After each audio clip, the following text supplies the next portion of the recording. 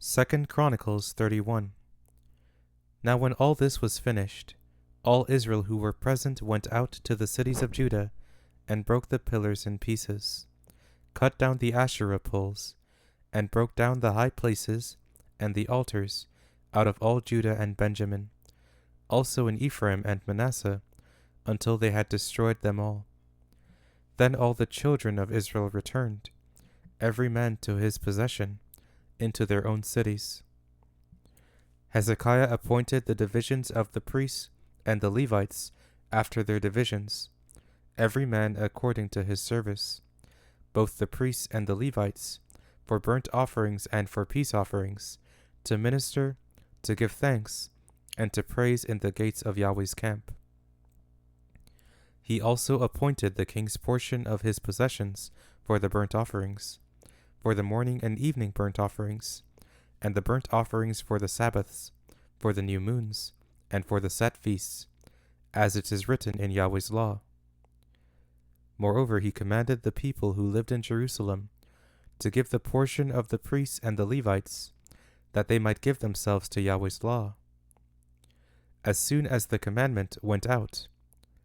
the children of Israel gave in abundance the firstfruits of grain, new wine, oil, honey, and of all the increase of the field, and they brought in the tithe of all things abundantly. The children of Israel and Judah, who lived in the cities of Judah, also brought in the tithe of cattle and sheep, and the tithe of dedicated things, which were consecrated to Yahweh their God, and laid them in heaps. In the 3rd month, they began to lay the foundation of the heaps, and finished them in the 7th month. When Hezekiah and the princes came and saw the heaps, they blessed Yahweh and his people Israel. Then Hezekiah questioned the priests and the Levites about the heaps. Azariah the chief priest, of the house of Zadok, answered him and said, Since people began to bring the offerings into Yahweh's house,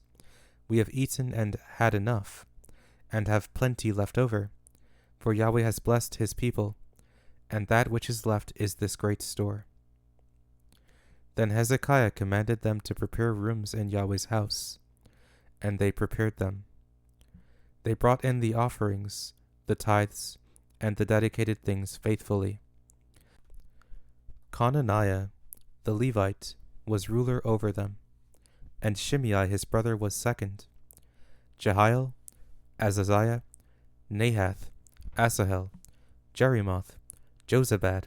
Eliel, Ismachiah, Mahath, and Benaiah were overseers under the hand of Conaniah and Shimei his brother, by the appointment of Hezekiah the king, and Azariah the ruler of God's house. Korah the son of Imnah, the Levite, the gatekeeper at the east gate, was over the freewill offerings of God, to distribute Yahweh's offerings and the most holy things.